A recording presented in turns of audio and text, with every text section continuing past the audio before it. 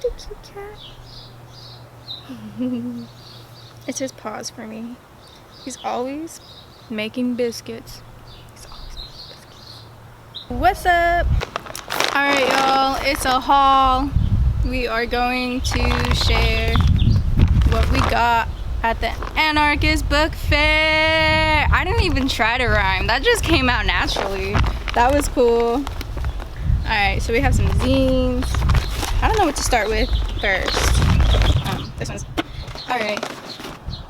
We can start with the art stuff.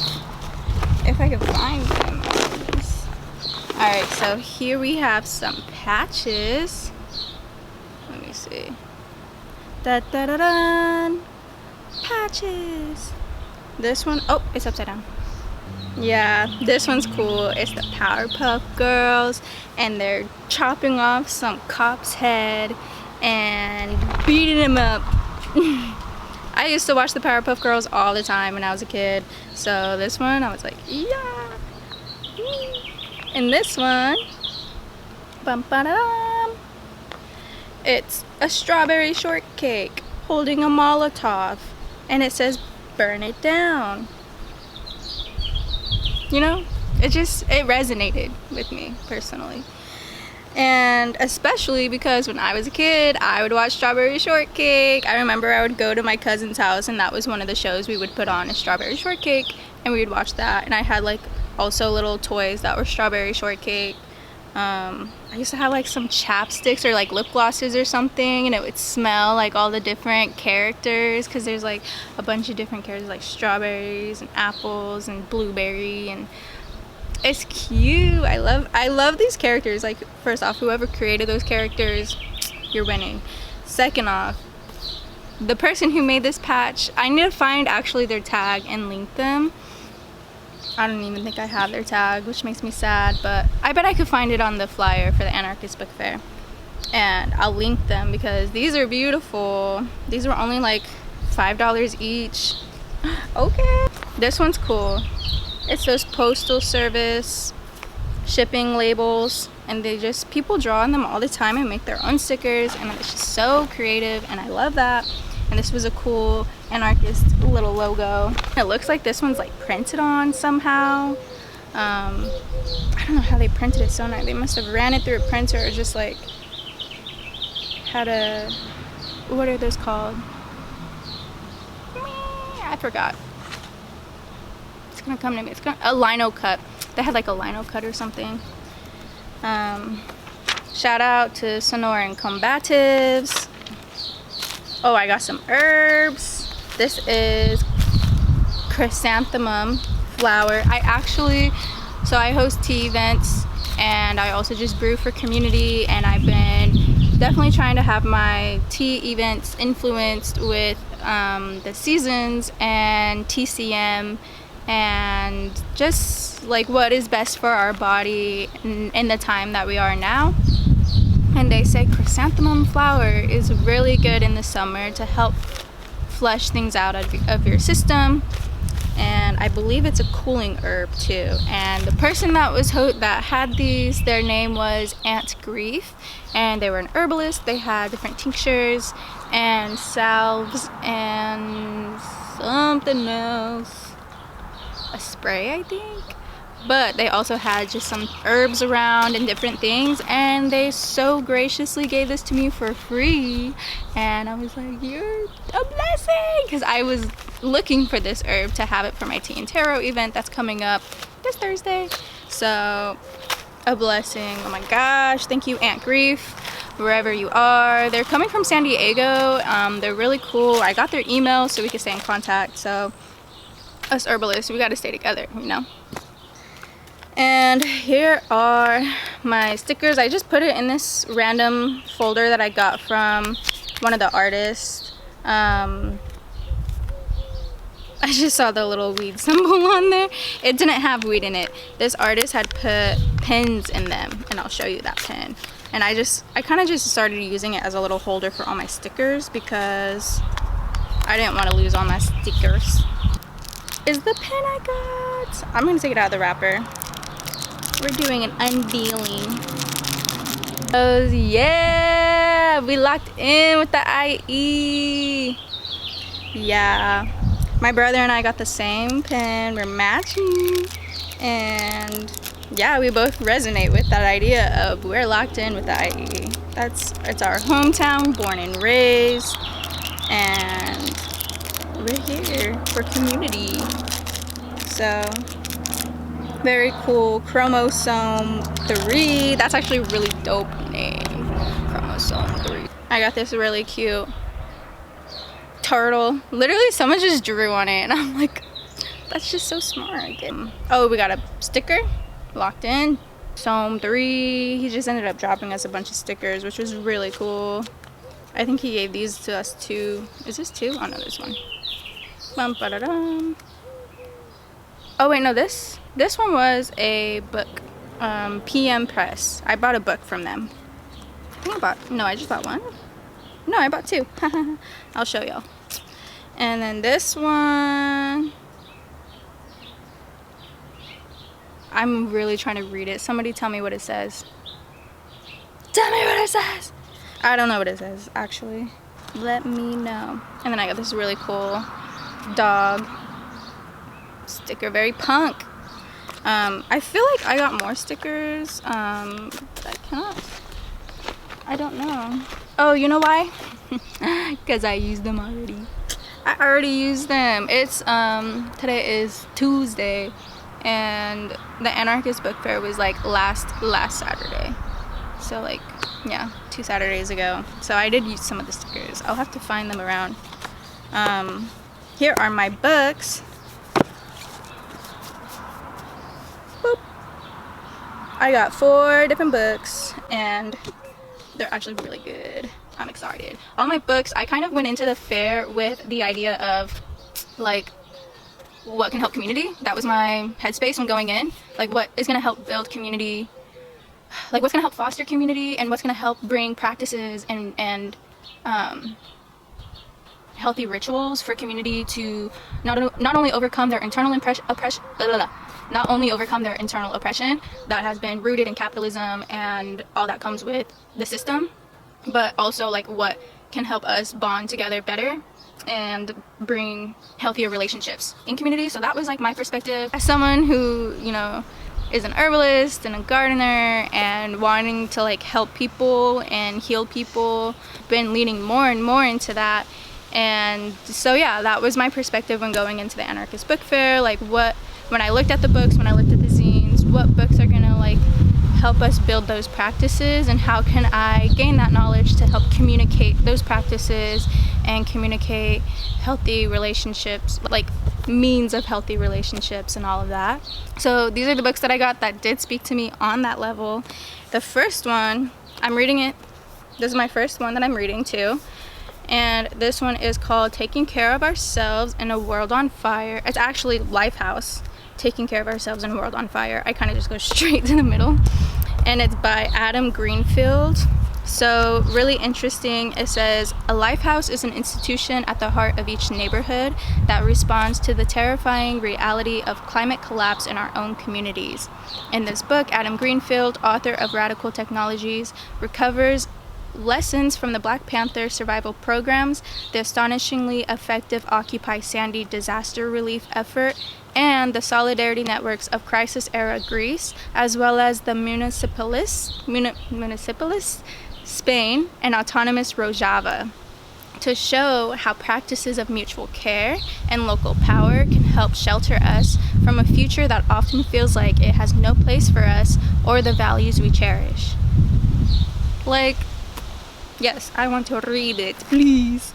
And yeah, I'm actually really excited. Like, and that's on also like the health practices I'm trying to create in community, mutual care. Like that's the word for it, right? Like, how can we create and foster mutual care and like overlook systems of power that keep us restrained from connecting to each other and having a capacity to care? Like the networks, the systems that we do live in really oppress us to the point of we can't even go next door and meet our new neighbor and understand like who they are and their needs and how we can help each other. And it's just, you know, a system that really has hindered our ability to communicate at that level of care. And so that's where, again, I have my mindset on getting resources that help teach me so I could teach others to be at that level of care. So this one is really cool. Like I said, I started reading it. It's dense in the fact, like, emotionally and mentally, I'm like, damn, this is really the world we live in. Like, but like, you know, and I just like reading the first few pages. It's called The Long Emergency, and it's literally just talking about like climate change and all that we have done through industrialization and capitalism that has really deteriorated our earth and has set us up in the future for disaster after disaster and just deteriorating Mother Earth. And that's just the intro. So it's not easy to like get through that first part, but I think once you get through that first part, it's like, okay, like it motivates you to just be like, what can we do? And the book provides you with different perspectives and mindsets and tools to figure out like, what can we do? What's the direct action that we can do? And that's what they also emphasize in the beginning, is he's like, we're going to talk about like also direct action to take care of these things, like not just being passive about these things. So that's this book. This one is Overcoming Burnout. This is by my favorite herbalist. Her name is Nicole Rose. And I actually have their book on state repression and herbalism. That's what it's called. I was gonna say there's something with authority in it, but it's just state repression and herbalism. So in that book, I could get totally into that book, but it's just about like what herbal medicines can we create to help us cope in the system that we are living in. This one, Overcoming Burnout, it says organizing with others for human, animal, and earth liberation can be one of the most empowering experiences alive. Yet, frontline resistance comes with risk to our physical and emotional health that can lead many people to burn out and abandon social movements altogether. This book is about overcoming burnout, linking the author's journey of recovery with wider systemic forces such as classism, sexism, and power dynamics in groups, poverty, chronic illness, and ableism, as well as grief and trauma from prison and state repression.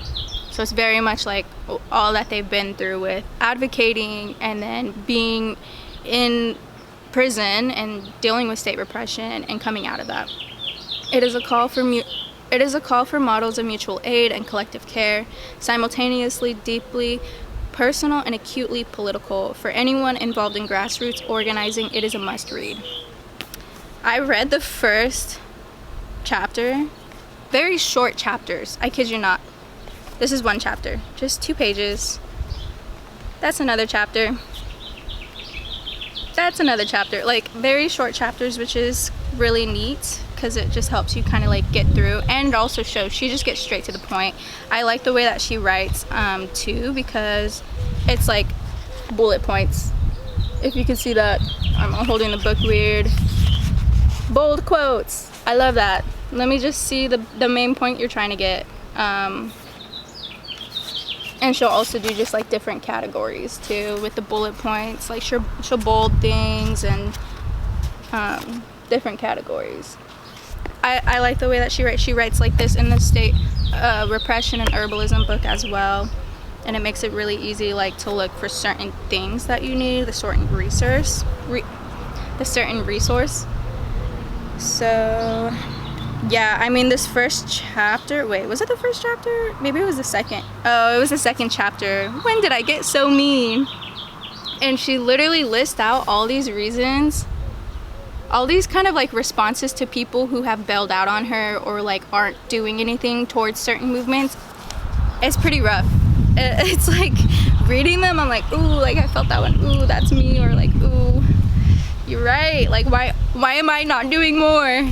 But then she kind of concludes with, I know a lot of these are making me cringe too, because it's not all that easy and accessible for everybody when it comes to the movement. And that's like her basis. It's like understanding that everybody is going to be different, but here's what I've been through here's what I feel, and here's how we could create tools to keep going, no matter the diversity on that. So I'm really excited to continue reading this one. My next one, this one is a unique one that I had got. It's called My Baby Rides the Short Bus, the unabashedly human experiences of raising kids with disabilities. I work with kids on the autism spectrum and those with disabilities in the schools, and I'm usually just a class aide. Sometimes I'm a one-on-one, so I'll help a kid directly. And I got this with with the mindset of I do want to understand how the moms and dads feel, or just like the guardians of kids with disabilities feel when raising their kids. Like, I could only assume from working with kids that have disabilities, but I don't want to be just assuming, and I want to understand like where they're coming from, and this gives various perspectives and stories. And I was reading one of them too, and it was just talking about like a mama who just is like, or it was a mom or dad who was just like, it's constant work with almost no reward, no instant gratification for sure, and like the reward is like, it's like, okay, we got to keep working though. And it's like interesting to have read that little snippet and see that. But they talk also about like how the system could help them better, what like laws or different benefits they could receive. Like, they do get into that in this too. And I think when thinking about the perspective of a world on fire, and when these systems collapse, I think their perspectives and what they need is still very relevant even if there aren't legal systems in play or like healthcare systems in play to actually give that to them. There's still other ways we could still try to provide for them, and that's where I see like having these perspectives will be relevant when the world is truly on fire. And it also just will, I think, just give me a little insight as to like what could be going on in their heads. I think even with the kids, like what different disabilities will we come across when we're trying to create community. So it says, as parents of differently abled children, we are often put on pedestals. People wonder in awe about how we cope, or hand us platitudes about how we have landed in a different but wonderful country where we need simply to dream new dreams for our special angel children. Notice the sarcasm. In truth, our kids aren't angels, and no matter how much we love them, their challenges make our lives as parents incredibly complicated, messy, and sometimes heartbreaking. In My Baby Rides the Short Bus, you'll find nonconformist parents telling their subjective stories with humor and grace. In lives in which there's a new diagnosis or drama every day, we know that these stories will provide a giggle, a rock to stand on, a moment of reality held far enough from the heart to see clearly. From professional writers to academics to novice storytellers, this anthology collects experiences from parents at the fringe of the fringes. Yeah, they gave this to me for a deal too. It says $20, and I'm pretty sure I paid for this one and this one. Same place. I think all for $27. And this one's $18. My abuela just came home. She's all laughing at me because I'm recording. Alright. They're inside now. She likes to cause a ruckus when she comes home. So, my last book, really excited for this one. This one reminds me of another book that I'll show y'all in a minute that I think is really powerful for anarchy and building community. So many blades. This one's called Taking the State Out of the Body, a guide to embodied resistance to Zionism. I love this. Their hands with the flowers and the roots. It says, Taking the State Out of the Body is a guidebook in deconstructing nationalism through trauma-informed praxis. Embedded in the political theory and practice of Jewish anti-Zionism, it invites readers of all backgrounds to build an embodied sense of safety that has the power to make militarized borders, policing, and nation states obsolete. We need the resources offered in this book, from understanding geopolitical impacts of intergenerational trauma to self-regulation and conflict, to transformative approaches to harm, to cultivating long-haul relationships, to building solidarity across our movements. This book's framework is situated in the lineages of healing justice and politicized healers, including many anti-fascist Ashkenazi Jewish practitioners in 1930s Europe. Today, as the terms somatics and trauma have been mainstreamed, taking the state out of the body is a timely offer to move from individual awareness to collective action, weaving anti-imperialist orientations to historical events with embodiment theory. Each chapter opens with a connection to a plant or body part and closes with a guide to practices that fuel resistance and resilience. This book will equip you with the tools you need to move from rugged individualist models of self-help preservation to liberatory frameworks of collective care and joint struggle. Like, yes, please, we need more of these guidebooks. No, yeah, it's really beautiful. I really like it. Like this one, closing out with the embodied practice. Again, charts, bullet points. I love bullet points. Makes it very easy to read. They get into stories first in different like categories. Let me show you. Again, categories, bold, quotes. I love it. I don't always gravitate towards those books specifically. Like Living on a World in Fire has none of that. But when books do have things like this, I'm like, oh, it's gonna be very easy for me to want to pick this one up and read through it for sure. Oh, look at this. I love this. We're talking about fight, flight, or freeze states, and they give us these different. This one is specifically.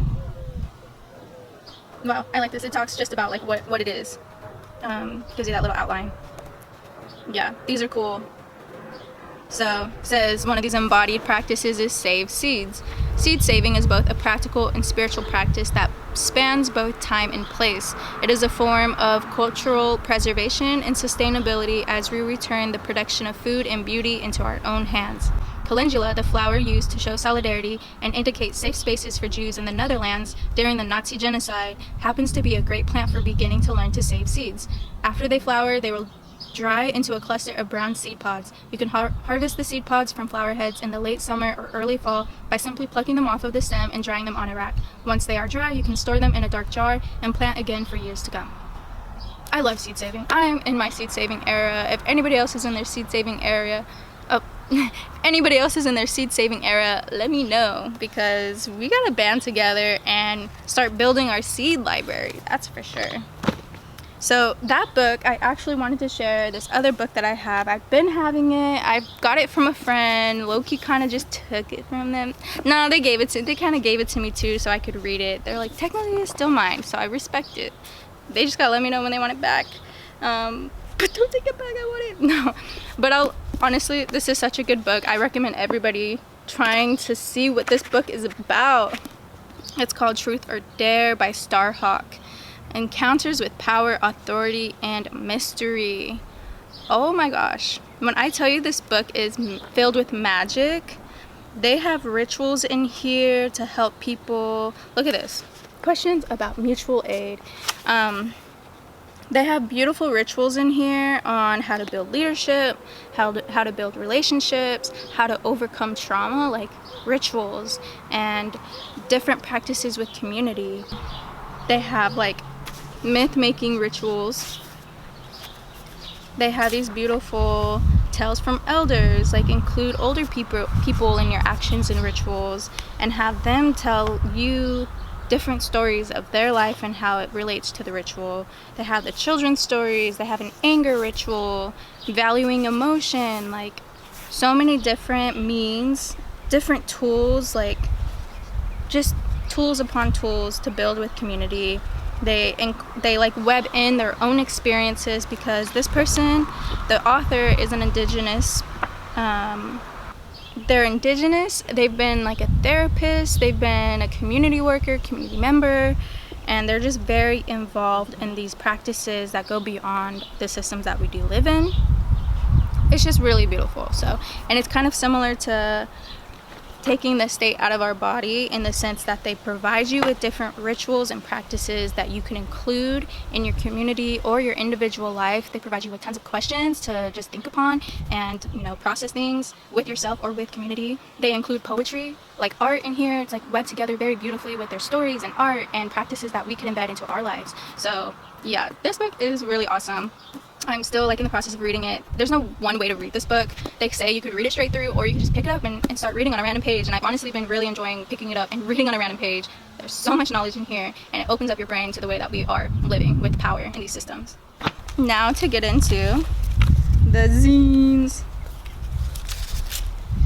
Oh, here's another sticker. It says "Free Gaza, you fucks." I'm gonna shout out Plus Size Cuties. They got free clothes for you plus size cuties. I'm gonna shout these people out. It's a coalition for justice for immigrants. So it's QR code if you need it. So these two zines I actually took from a friend. I have on our Common Foe page, YouTube page, I read zines, make them into audio zines. So if anyone is interested in like any of these zines, I'm gonna be making them into audio zines, okay? I'm going to.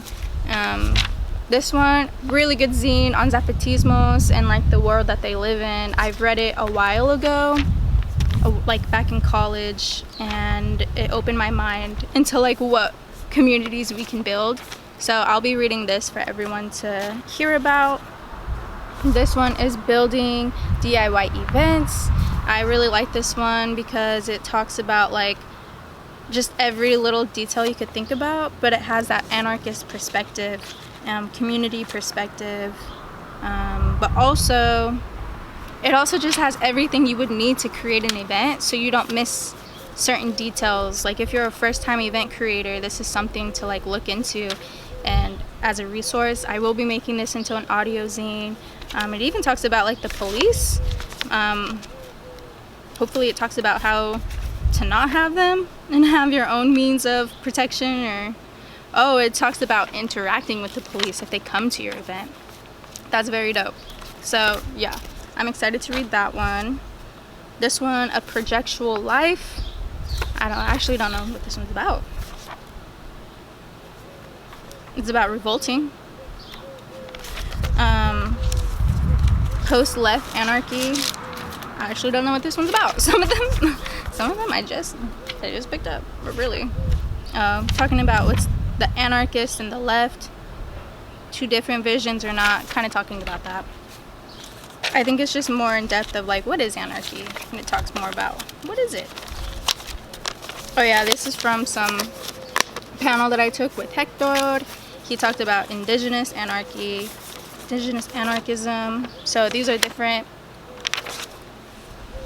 systems of power that they had with the two different communities. One is Rojava, one is Zapatismos, or Rojava.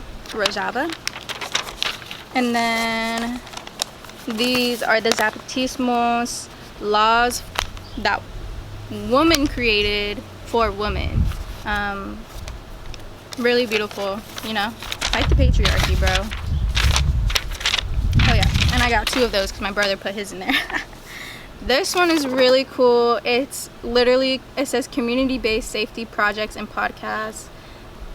Okay, how to build solutions that are grounded in transformation instead of punishment. So it's not about finding permanent solutions to ever-changing problems, but to gather more ideas, tools, and skills that we don't have to start from scratch every time. So it's literally it's like the same idea of taking the state out of the body, and that other book I showed y'all, Truth or Dare, it's kind of like that same